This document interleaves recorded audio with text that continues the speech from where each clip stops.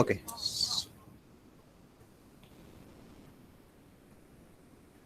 Right. So now from first unit, most of the things we have discussed, starting from basics of the plastics, and then different kinds of joining processes, welding processes, then processing methods, different kind of molding methods like injection, compression, blow molding, and then we have gone for the designing of the component, also designing of the mold also, depending on the procedure, right?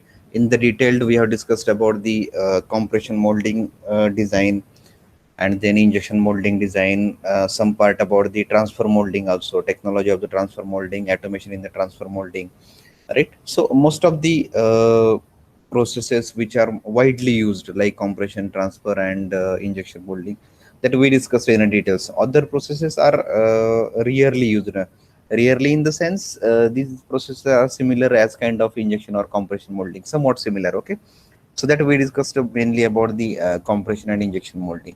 Now today we are moving towards our last unit, or the last part of this plastic engineering. That is the last unit, the sixth one, cooling of plastic injection mold. Okay, so kind of different thing. See, whatever the unique discussions we are making.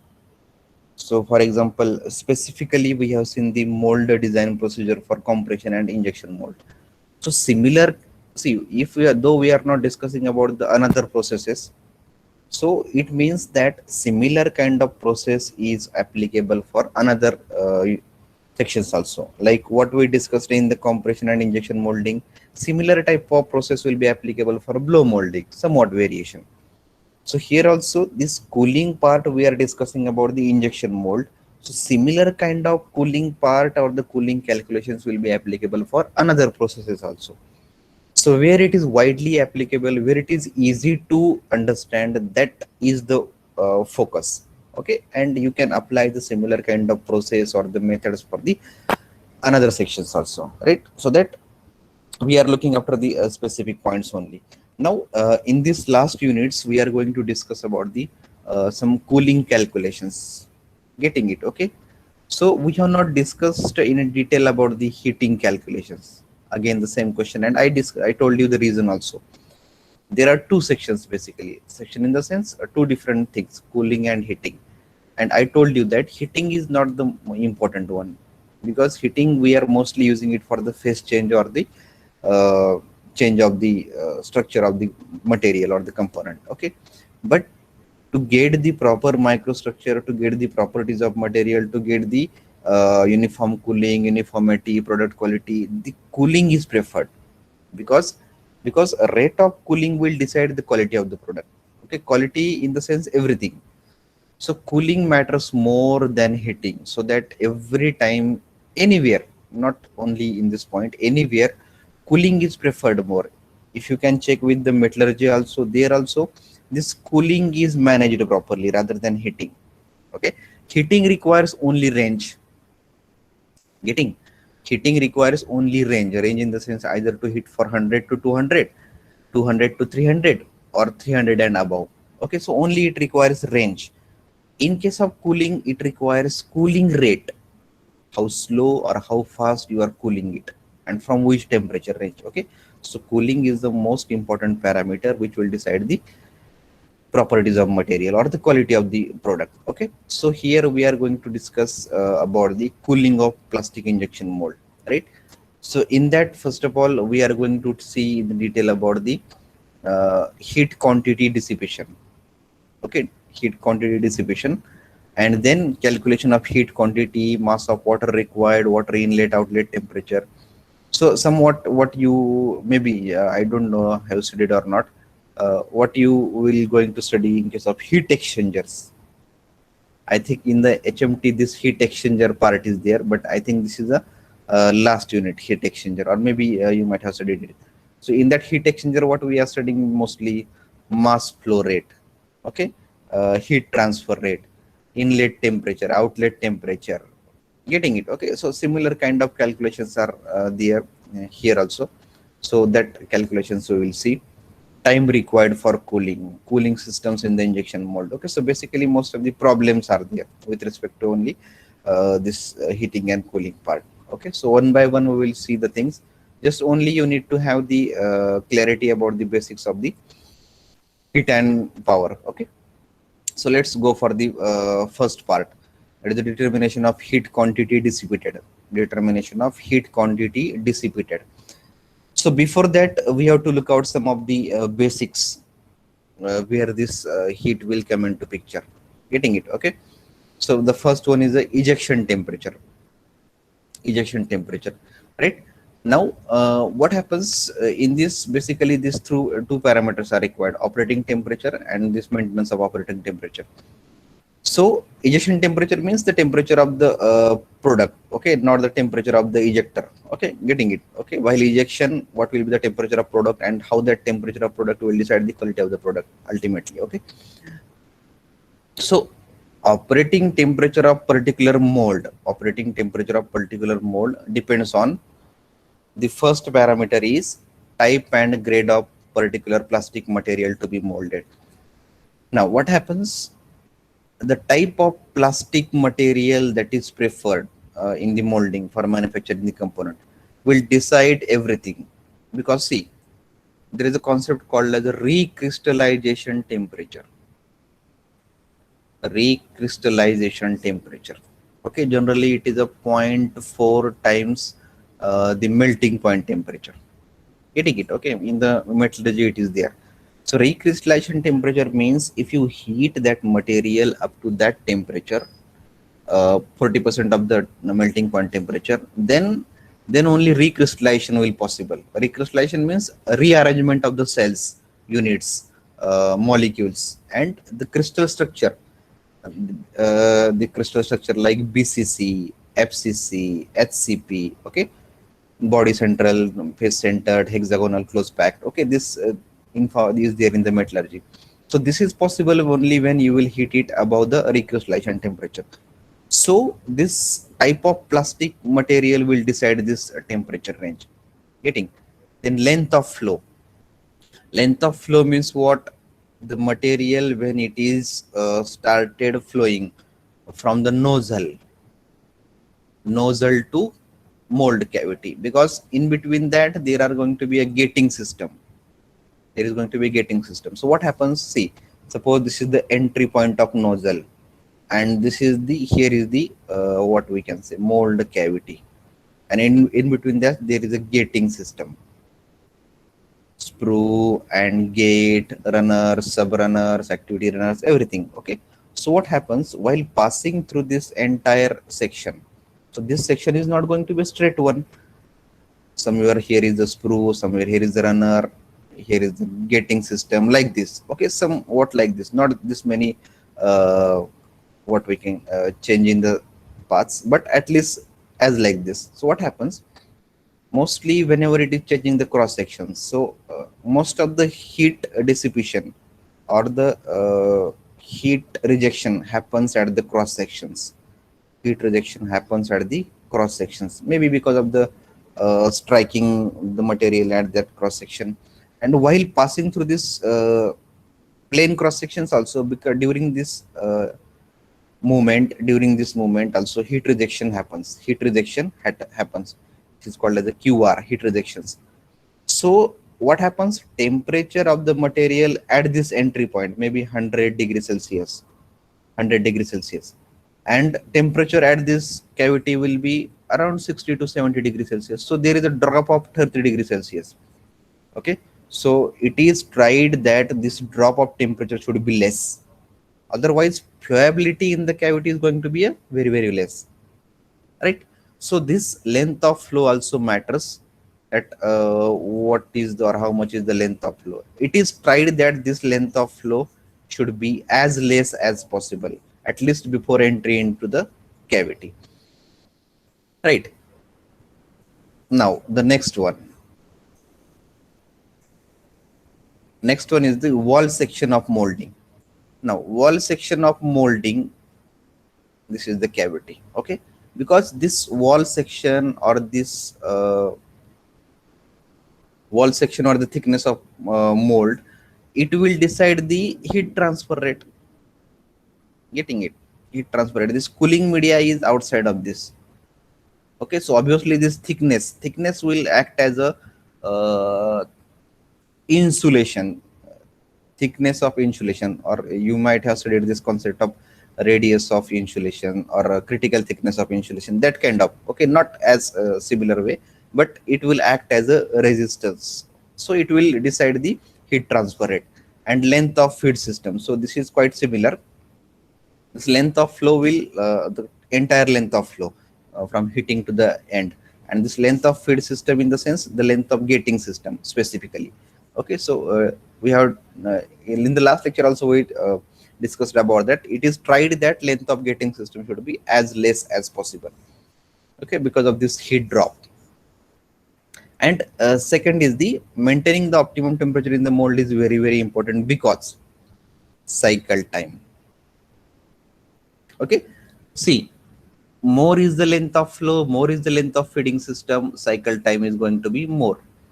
Cycle time is going to be more. And even see, if temperature, see, whenever material is entering into the cavity, if temperature will be proper, so this flowability will be good. Fastly it will flow to the each and every section.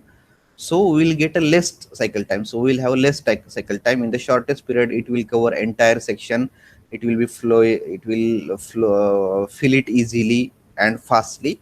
So ultimately we'll have the less cycle time. Quality of the product, as I told, this temperature range will decide the quality of product, because what happens, see what I told, the cooling rate will decide the quality of the product.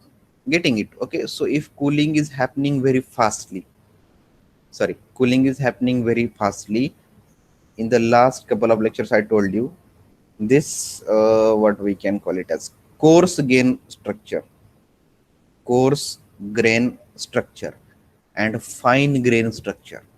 So this is basically manipulated by this cooling rate, coarse grain structure and fine grain structure, and this will decide the quality of product. Whenever there is a fine grain structure, we'll have a good quality of product. Whenever there is a coarse grain structure, we don't have a good quality of product. So there is a poor quality of product. Maybe the loopholes will be there and surface quality will be also not good. Avoids distortion of product, same kind. Okay, if coarse grain structure will be there, loopholes will be there, and that loopholes will act as a point for generation of the cracks. Getting it? Okay, so ultimately this cycle time in this both the points are related with the product quality. So this can be managed properly when there is a proper range of temperature. Next is the heat dissipation with natural cooling. These are the basic points actually required to just understand, or just for the information. Rate of solidification of product is playing important range in role in the properties of product. Okay, I told you solidification in the sense cooling rate. Cooling rate will decide the properties of product. What happens if the cooling rate is slow, not slow, or we can say a moderate one, right? So we'll have the uniformity of grains, uniformity of the grains. And if cooling rate is a very faster, cooling rate is a very faster, first thing it is that if cooling rate is very faster, you will not get uniform structure at each layer of component. Here is a different cooling rate, here is a different cooling rate, here is a different cooling rate. And when there is a different cooling rate, properties at this section different, this section different, this section difference. And difference in the properties, property in the sense strength is different, everything is different, hardness is different. So that will lead to crack generation or crack propagation. Getting it? Okay, so ultimately it is a poor quality of the product, what I want to tell. So solidification will decide the quality of the product. That's what is the point. Rate of solidification depends on the mold plate temperature. See, if you if you look out the basics of the thermodynamics, getting it? Okay, so heat transfer is basically driven by temperature difference. Driving force for heat transfer is temperature difference. If both the temperatures are same, heat transfer is not possible. Okay, so heat transfer is possible, or heat transfer is driven by temperature difference. Okay, and this temperature difference will actually manage the heat transfer rate. Okay, maybe during the cooling or during the heating. So that out of this delta T means what? One will be the temperature of the material and another will be temperature of mold or the mold plate. So anywhere this mold temperature is playing the role. Okay, so that is required to manage properly. Mold is metallic, hence cooling effect is controlled with the thickness of the mold plate. Obviously, see, thickness of plate will decide the heat transfer rate. Obviously, one major issue is the temperature difference and another is the thickness, because thickness will play the important role while playing the heat transfer rate. Less thickness of plate will transfer the heat fastly. More thickness of plate will transfer the heat slowly. It will act as a resistance.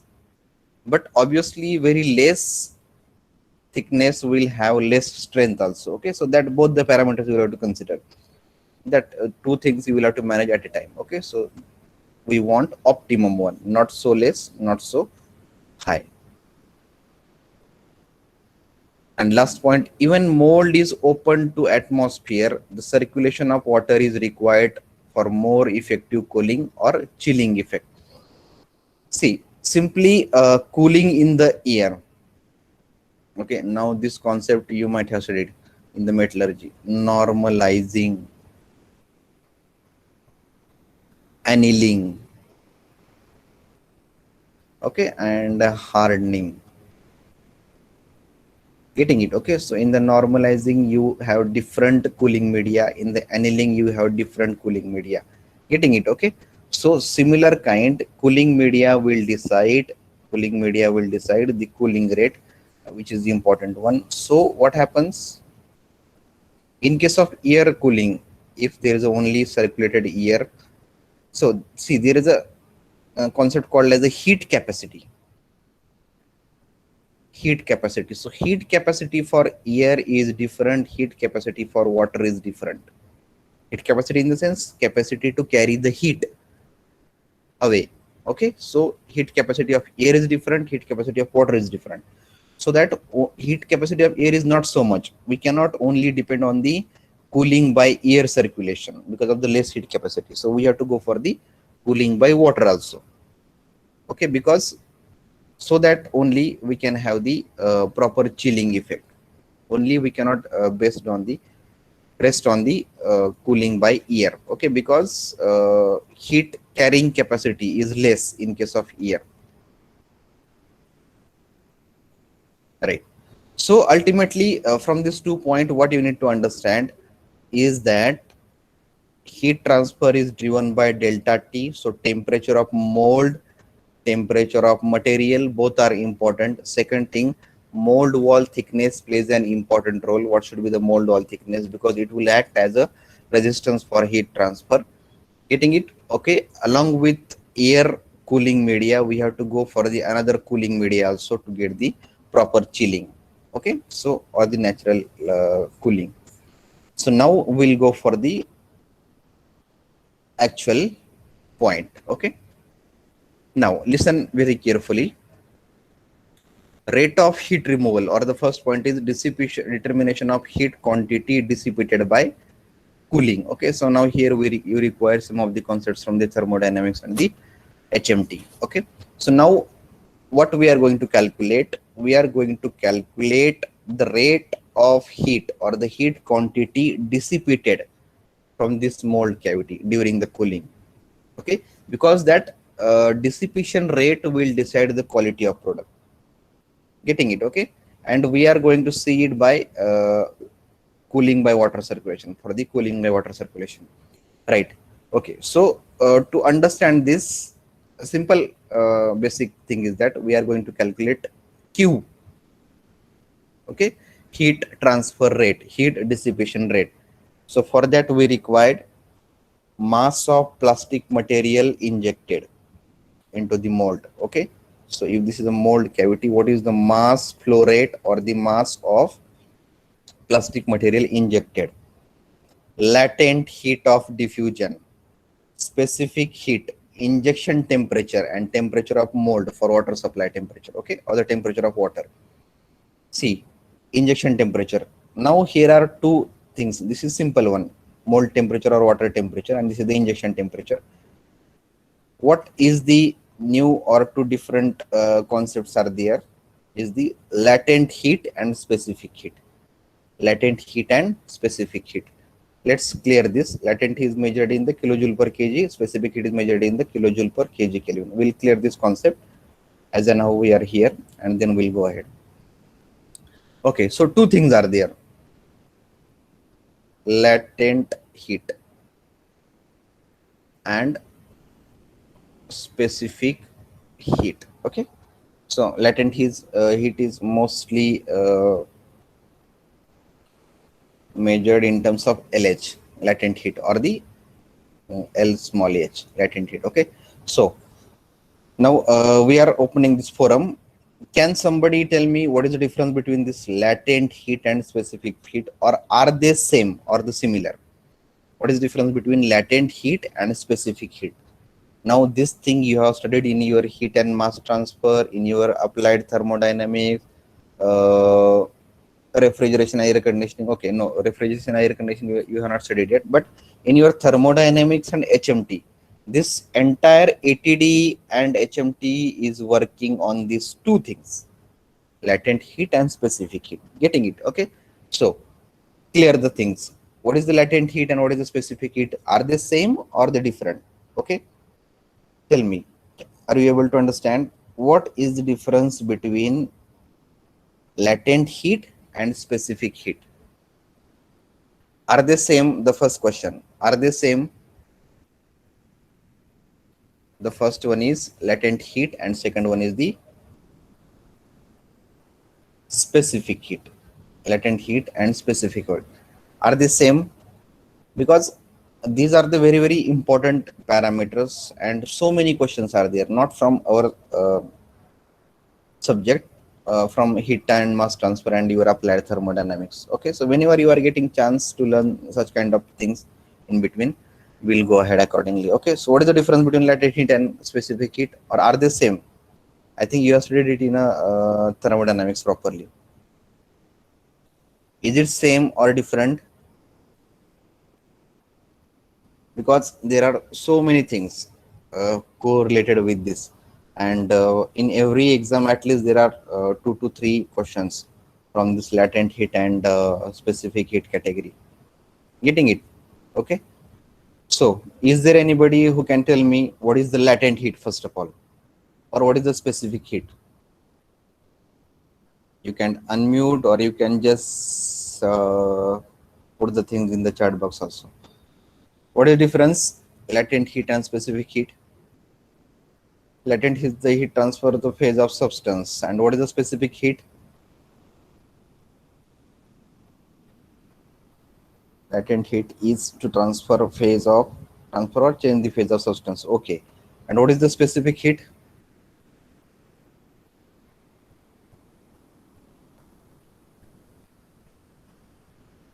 Reply fast, we don't have time.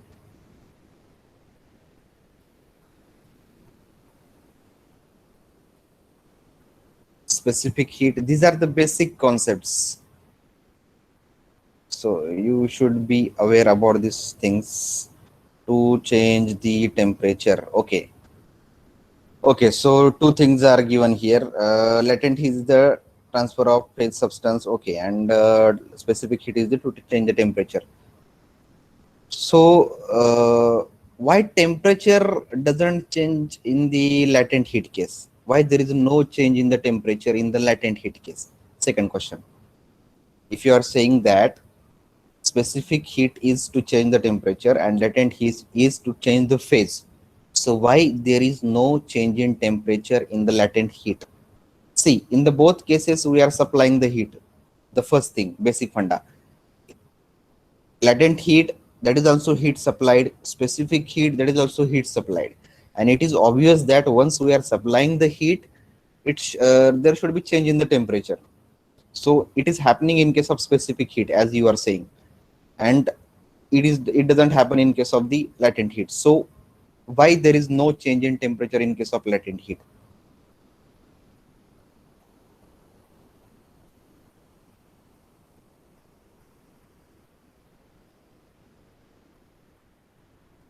Why there is no change in case of latent heat?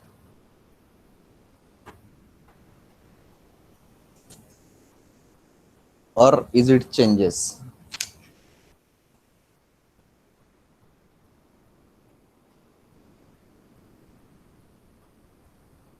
See, now understand it properly, okay? Because this is a very important concept, and many times, until and unless you will not understand this concept, you don't understand adiabatic and isobaric, isotropic, isentropic, enthalpy, nothing. You will not understand anything from thermodynamics and nor from the HMT also. Okay. So first thing, latent heat is heat, as you said, heat required to change the phase, for the phase change. Now this phase change may be from solid to liquid, liquid to solid,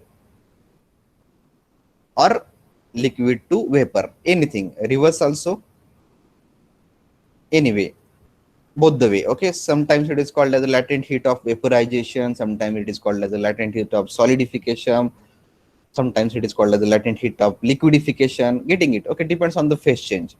The first thing is that latent heat is the heat required to change the phase, and specific heat is heat required to increase the temperature of, or to increase the unit temperature of unit mass of material, or the unit mass of component, anything. Okay, so if you want to increase the temperature by 1 degree Celsius, heat required to increase the temperature by 1 degree Celsius of, suppose, 1 gram of material, 1 gram of material to increase the temperature by 1 degree Celsius. So that is called as a specific heat. Okay. So here temperature change happens, but here temperature change doesn't happen. So delta T is 0 here, and here delta T will be there. Okay. Delta T will be there, but here delta T is 0. So why delta T is 0 in case of latent heat? First thing. Okay, so these kind of questions are there at the time of interview. So whenever you are learning something, you should be clear about the basic. So simple, very in the latent heat, what happens? Whatever the heat is provided, it is used to change the phase. It is used to change the phase. Suppose there is a ice. This is a simple ice in the sense. So now this is in the solid phase. So when heat is supplied to the ice, which is at the 0 degree Celsius, getting it? Okay, heat is supplied to the ice. Now that heat is used to break the bonds. Heat is used to break the bonds. So there are bonds of these H2O bonds are there. Getting it? Okay, atomic bonds are there, so that these bonds are very closely tightly packed together, so that it is a solid in phase. So this, whatever heat is supplied, this heat is required to break these bonds, to break these molecules, to make them apart from each other, to make them to flow, to make them to flow, in simple language. So whatever heat you will supply, it is used to make them to flow, to increase the kinetic energy, in another language. Okay, to increase the kinetic energy, right? So that entire heat supplied is absorbed to break the bonds, to increase the kinetic energy, so that material doesn't get chance to have any change with respect to temperature, because entire energy is absorbed here only for breaking the bond. This happens in case of solid. Okay, and if you take the example of liquid, suppose water is there. Okay, water is there, liquid phase. So when heat is supplied, okay, heat is supplied to break the water molecules and to make it to vaporize, to make it to vaporize. So that is called as a latent heat. Okay, now if you plot. These things are there in metallurgy. You can easily understand there also. But let's as in how we are here, so we'll understand. See, this is how graph. This is called as a cooling curve. Getting it right? So this is, if you take the temperature, let's take temperature here in this cycle. Okay, now what happens, this is this solid plus liquid, and this is the liquid plus vapor. Okay, or vapor phase, one more graph will be required. Sorry, here it will be totally liquid. Okay, and if you again draw, it will be liquid to vapor, and it will be vapor. Okay, what happens, first of all, this will be, let's take an example of water and ice. It will be in the solid state, purely ice. You go on hitting it, you go on hitting the hit the ice. Okay, at this point, at this juncture, okay, see, ice will be, suppose for example, initially at minus 10 degrees Celsius. You supply the heat, it will increase, it will come up to 0 degrees Celsius. This is the point where the temperature will be 0 degrees Celsius. Now at this point, the first drop of water will appear, and slowly the droplets of water will increase. So at this juncture, 0 degrees Celsius. At this juncture also, 0 degrees Celsius. Temperature will be 0 degrees Celsius. So during this entire phase, temperature is 0 degrees Celsius. And at this point, at this location, there is a complete liquid. There is a complete liquid. There is no any single solid grain of ice.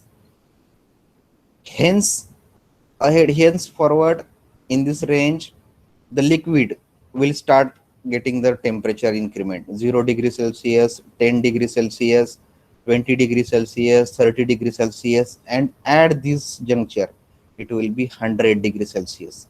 I am talking with respect to atmospheric pressure. Are you getting this? You can define only with respect to atmospheric pressure. If you change the pressure, temperature ranges will change. Water will not boil at 100 degrees Celsius if you change the temperature. Sorry, if you change the pressure.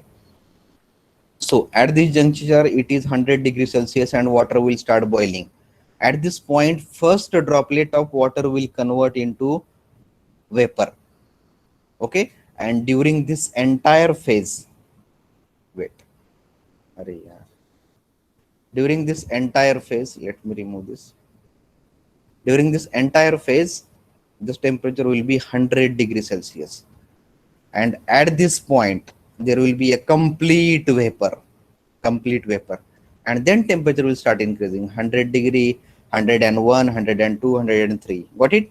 So that's how this phase change occurs. So latent heat is required for phase change, and specific heat is required for change in temperature. Got the point? Okay, just a minute.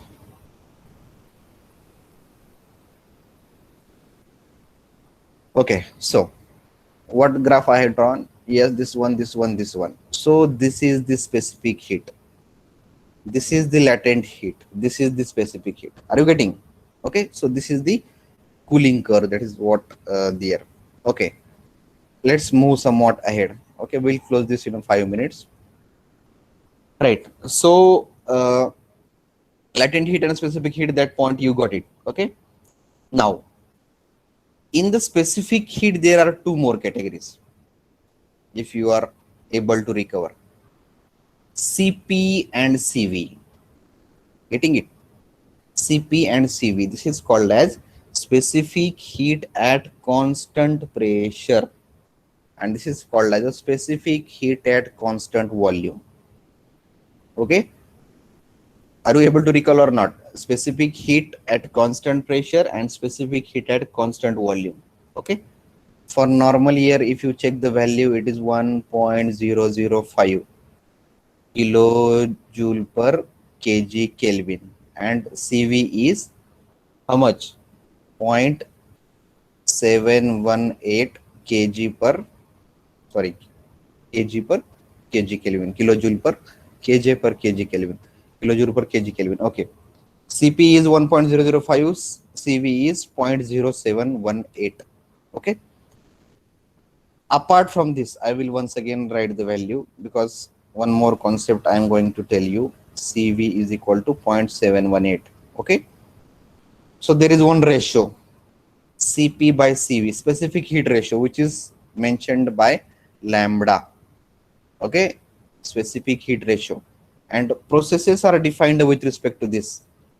PV raised to lambda is equal to constant.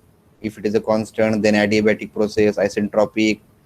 Okay, so this expansion index, sometimes it is called as expansion index. Okay, so this changes as per the process. CP by CV is equal to lambda. One more relation is there. CP minus CV is equal to R, universal gas constant, R. Okay, now everywhere, if you check out, CP value is greater than CV. Okay, now listen very carefully. This was the question asked in MCQ of IES also, and in the interview also many times. This is a very good question. CP is 1.005, CV is 0.718. Okay, you know the standard values. So here CP is greater than CV. CP is greater than CV. Can you tell me why? CP is greater than CV. Most of the time CP is greater than CV. Specific heat at constant pressure is greater than specific heat at constant volume. Okay, if you are clear with the concept, tell me the answer. Why this CP is greater than CV? Why CP is greater than CV? Are you getting my question? Fast.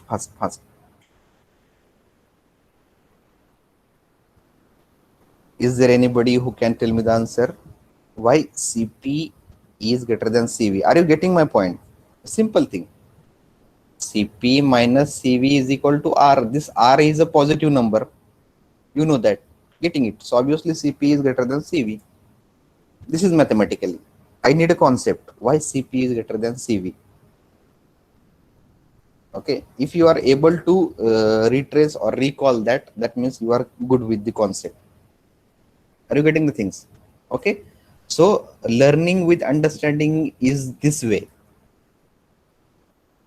Simply deriving the equation and solving the problem will not make you to understand the things. You should be clear with the basic concepts. Okay.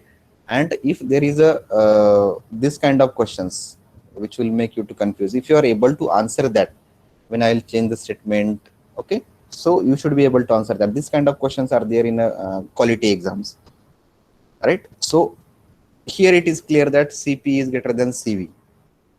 Okay,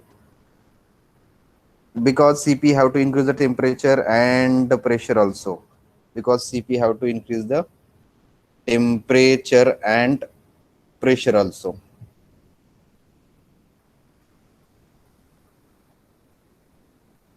No, see, in case of CP, acha, volume. Okay, but in another way, I need a justification. Yes, right. Okay, you are close to that.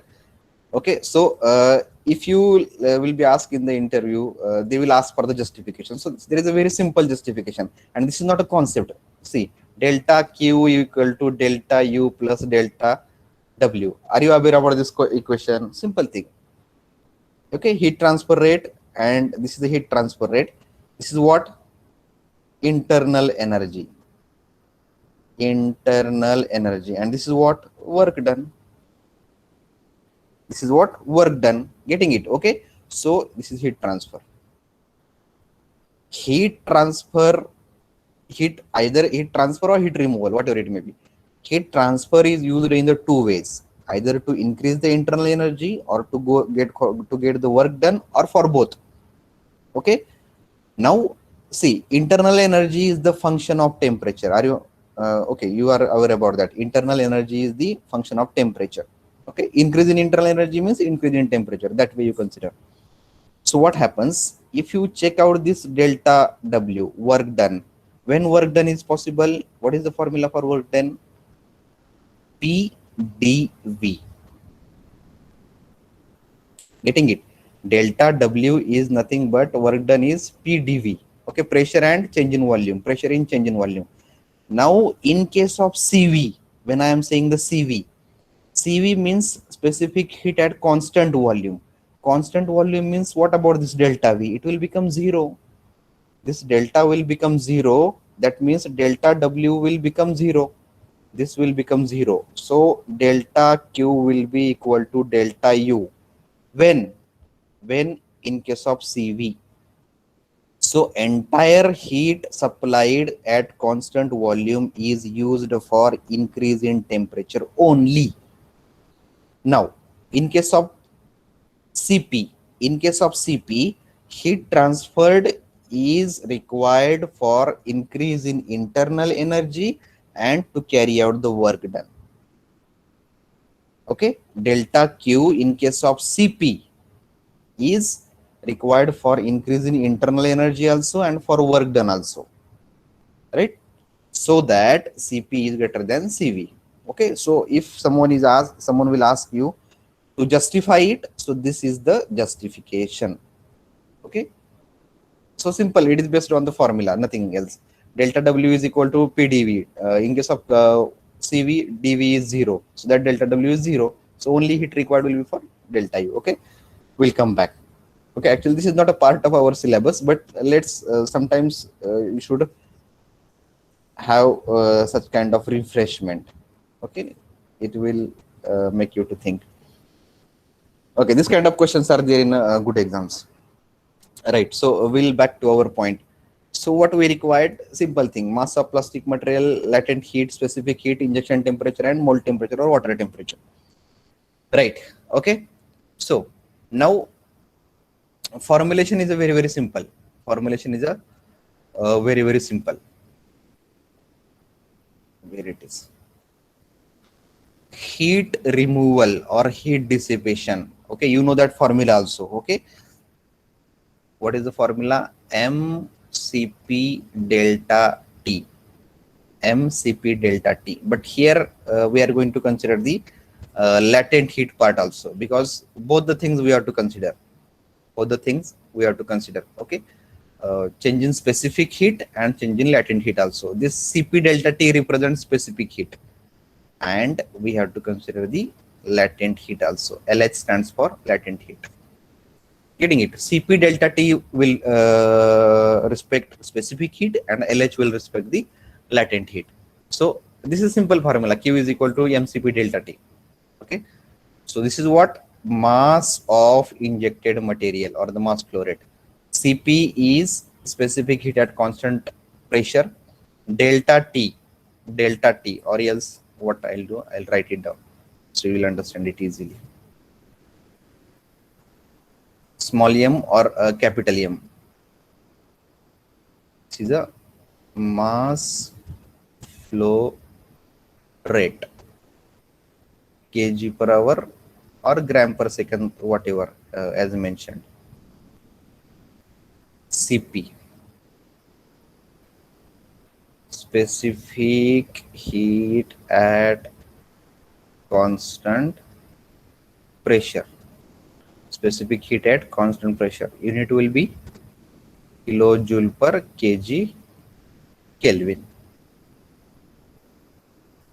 Next one. T1.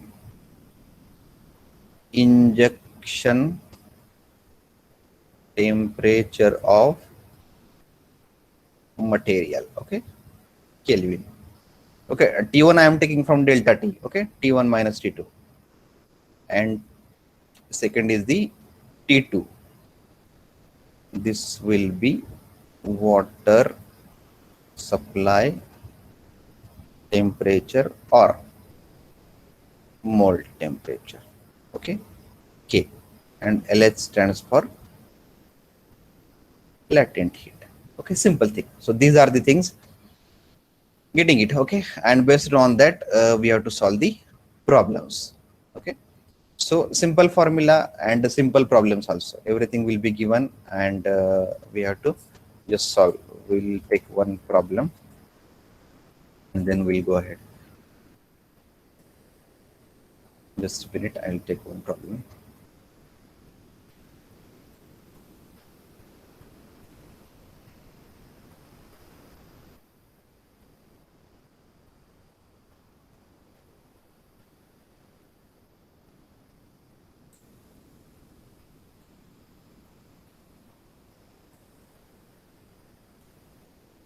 Okay, so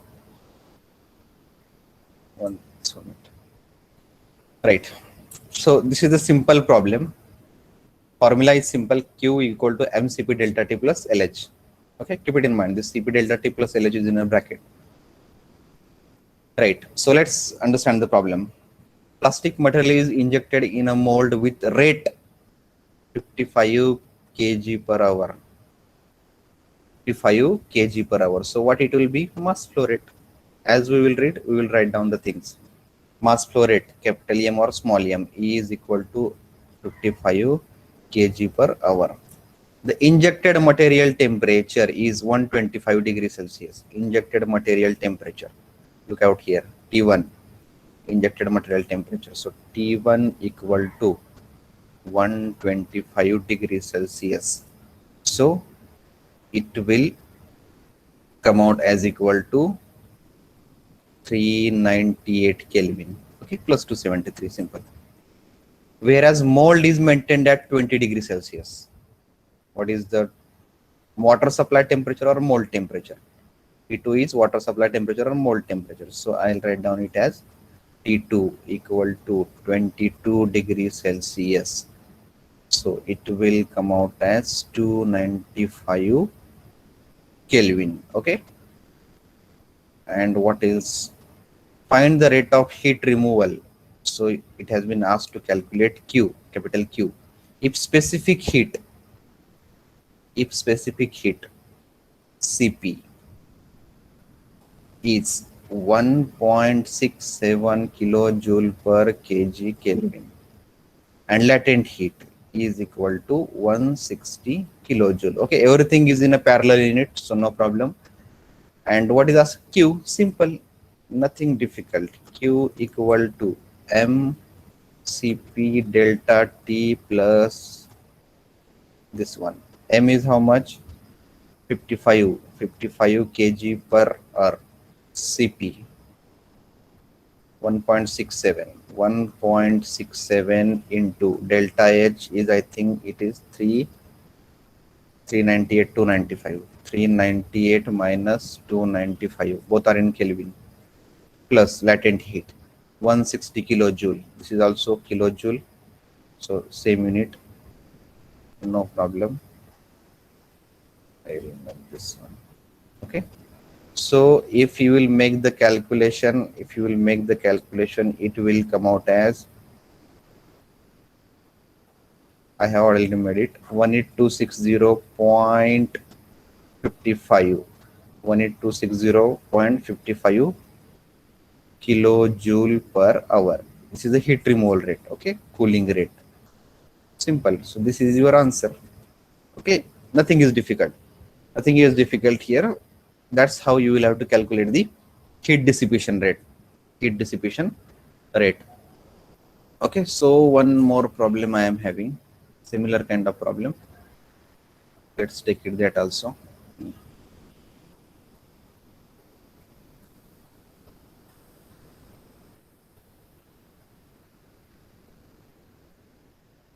I think it is repeated.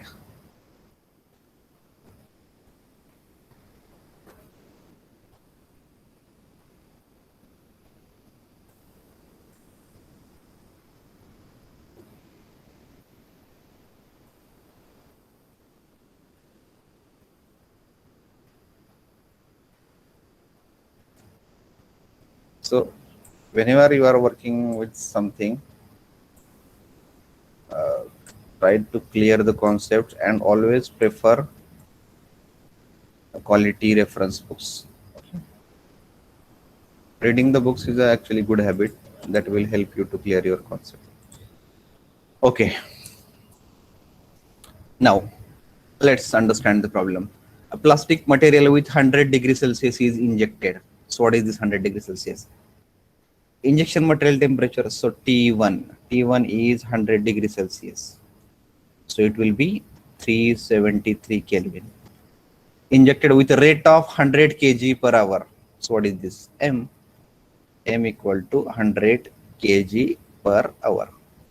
If the latent heat of fusion is 140 kilojoule per kg, latent heat equal to 140 kilojoule per kg. Find out the temperature of water to be supplied. That means what you have to calculate? T2. Okay, T2. For cooling system, the rate of heat removal Q is given 20 into 10 raised to 6 joule per hour. Okay, we have to convert it into kilojoule because the remaining things are in the kilojoule format. And Cp is given as 1.67 kilojoule per kg Kelvin. What is there? Nothing is there. See, same problem, only one change. Here, everything is given Q you have calculated. Here, just this T2 is required to calculate. I will just put down the numbers and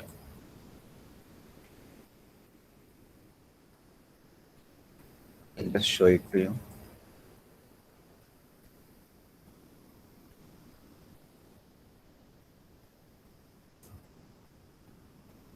Problems are very simple one.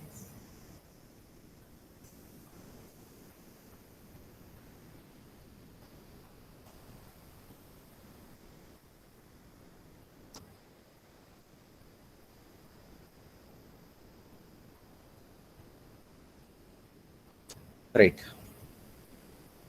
So Q is equal to mCp delta T plus latent heat. Out of this M, how much is given? 100. Okay, first of all, let's bifurcate it. Delta Cp, T1 minus T2. Here we have to calculate the T2 into latent heat. Mass is given as 100 kilojoule per hour. Cp is given as 1.67 into T1. T1 is given as 373 Kelvin minus T2 you have to calculate, plus latent heat is given as 140 kilojoule per kg, and Q, heat removal rate, is given as 20 into 10 raised to 6 joule. So it will be 20 into 10 raised to 3 kilojoule. Okay, everything is given. Yes, you have to calculate the T2. Okay, we will not go in a detail of that. So it is coming as 337.07 Kelvin. Getting it? 337.07 Kelvin approximately. Okay, so this will be answer. Simple. All the parameters are given. T2 is calculated. In the last problem, all these parameters are given and we have calculated the Q1. Okay, simple problems, nothing to like a difficult one. Okay, so with this we will stop here for today.